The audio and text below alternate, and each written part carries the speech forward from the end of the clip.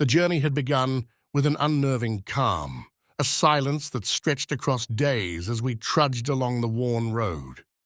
Each day passed without incident, a void of meaning that gnawed at our nerves like rats on old bones.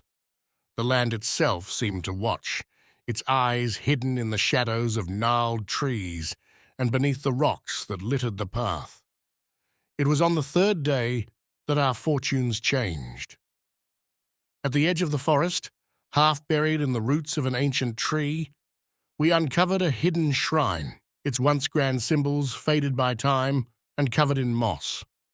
Among the offerings of rotted cloth and dust-choked trinkets, we found a fragment of an old map, its ink smeared and stained. One word remained legible: Nine Thoth. The ranger, always more in tune with the whispers of the woods than the secrets of the arcane, turned to our mage for aid. But even his knowledge faltered. A mystery to pursue, perhaps, but the night was closing in, and we made camp. As darkness fell, a commotion erupted on the road. The ranger, ever vigilant, caught the sound first, the unmistakable din of a struggle. He motioned for our thief to follow, creeping toward the noise like shadows in the night. They spied a ragged band of men and women surrounding a lone figure, a man staggering under their blows. Blood ran from his side like a river, pooling on the dirt beneath him.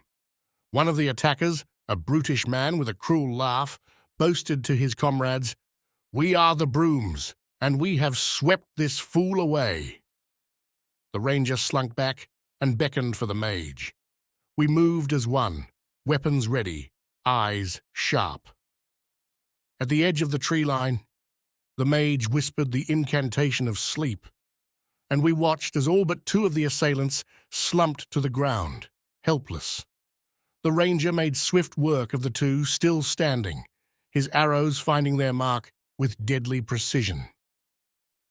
The paladin, our steadfast moral compass, insisted we wake the sleeping foes, strip them of their weapons, and leave them to ponder their misdeeds in slumber.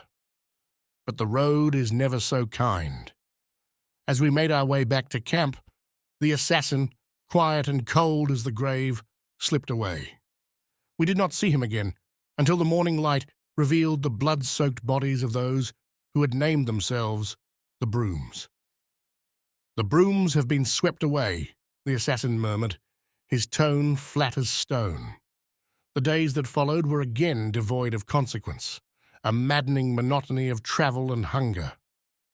We reached Newmarket and then continued, hoping for answers, fearing the next step.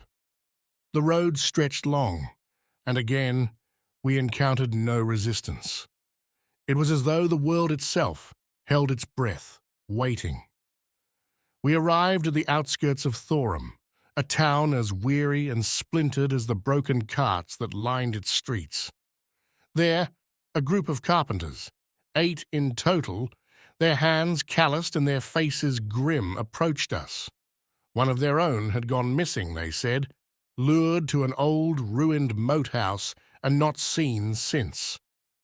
We agreed to search for him, making camp on the outskirts of the ruin, where the cold mist clung to our skin like a shroud. Inside the moat house, the air was thick with the scent of mold and rot. We found the man, terrified and alone, but he couldn't name his captors. His eyes darted about like a cornered animal's, and his hands shook as he spoke. We led him back to the carpenters, who thanked us with wary eyes as if they expected something more. We left them in their silent town and continued on. We came upon a massive cliff face towering above us, its jagged peaks cutting into the sky like the teeth of some monstrous maw. We camped by the river that night, the water running dark and swift beside us. At dawn, we found a hidden door in the rock, a narrow crack that led into the very heart of the cliff.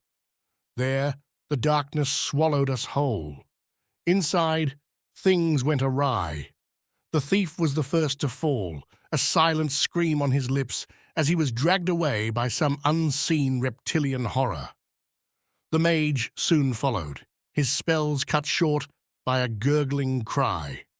Our second thief vanished next, his death as quiet and unseen as his life had been. We turned back, scrambling for the light of day, but the cliff had more to offer. As we ascended toward the city above, giant centipedes spilled from the cracks in the rock, their mandibles clicking with hunger.